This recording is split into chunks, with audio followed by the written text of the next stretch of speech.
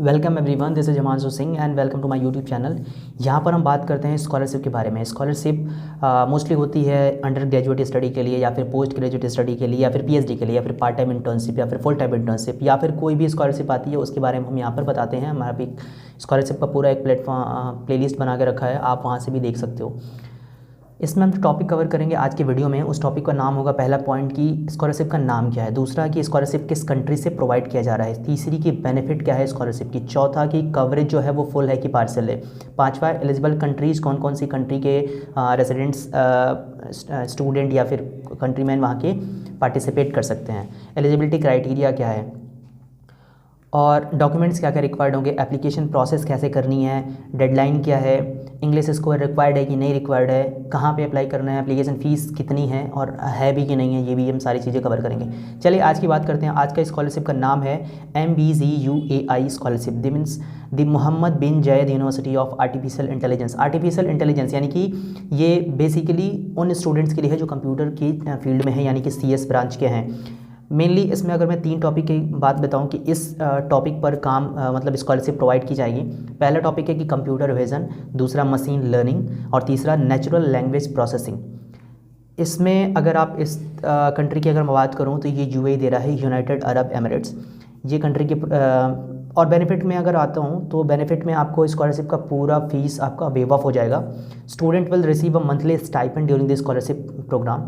आपको per month एक fixed amount of stipend मिलेगा। इसमें मैं वैल्यू इसलिए नहीं बता पा रहा हूँ क्योंकि जैसे कि मैंने बताया कि 3 टॉपिक्स हैं, 3 फील्ड में आप काम कर सकते हो, तो हर फील्ड का हर डिफरेंट फील्ड का डिफरेंट स्टाइपेंड है। तो आप वहाँ से एक बार चेक कर सकते हो वेबसाइट पे जाके।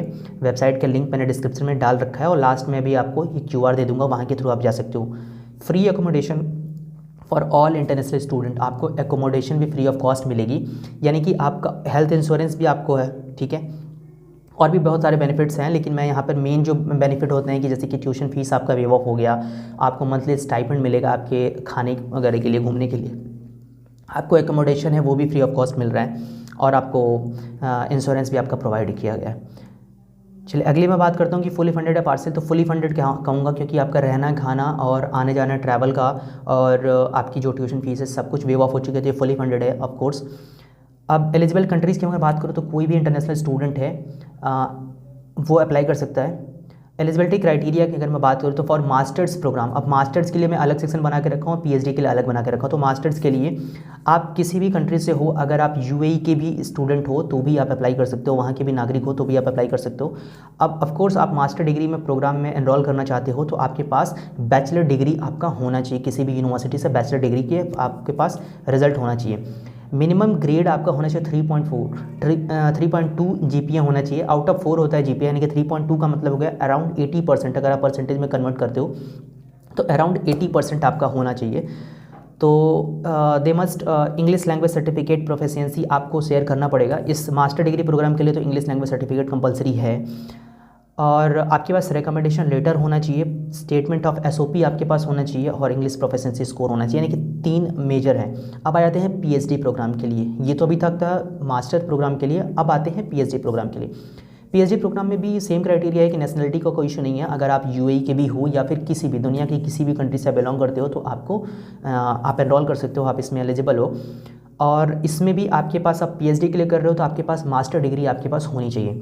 मास्टर डिग्री भी सेम 80% यानी कि 3.2 GPA आपका होना चाहिए on scale of 4 from a reputed university of higher education institute. आपको भी रिकमेंडेशन लेटर की ज़रूरत है, SOP की ज़रूरत है, स्टेटमेंट ऑफ पर्पज़ की ज़रूरत है और एक रिसर्च स्टेटमेंट, क्योंकि आप PhD में जा रहे हो तो आपको एक थोड़ा सा एक चीज़ और आपको आगे बढ़ने की कि आपका रिसर्च प्रपोजल, एक मेथोडोलॉजी के साथ आप एक पूरा रिसर्च प्रपोजल बनाते हो। अराउंड 15 to 2000 वर्ड का होता है, 1500 to 2000 वर्ड्स का एक रिसर्च प्रपोजल होता है। उसका PDF फॉर्म में आप भेज सकते हो या फिर वर्ड फॉर्मेट में भेज सकते हो। और इंग्लिश प्रोफिशिएंसी स्कोर ये नेसेसरी नहीं है, लेकिन आप अप्लाई कर सकते हो। PhD में नेसेसरी नहीं है लेकिन उसमें नेसेसरी है, ठीक है। अब डॉक्यूमेंट्स में बात करता हूँ तो डॉक्यूमेंट्स में बताता हूँ कि पासपोर्ट आपको ज़रूरी है, डिटेल CV आप UAE के फॉर्मेट में CV रिकमेंड करूँगा मैं कि आप UAE के फॉर्मेट में आप CV बनाओ। GRE ऑप्शनल है, GRE आपने दिया हुआ है तो अप्लाई कर, आप उसमें अटैच कर सकते हो, अदरवाइज़ कोई बात नहीं है। पासपोर्ट साइज पिक्चर, एक आपको पासपोर्ट साइज पिक्चर आपको अपलोड करनी पड़ेगी।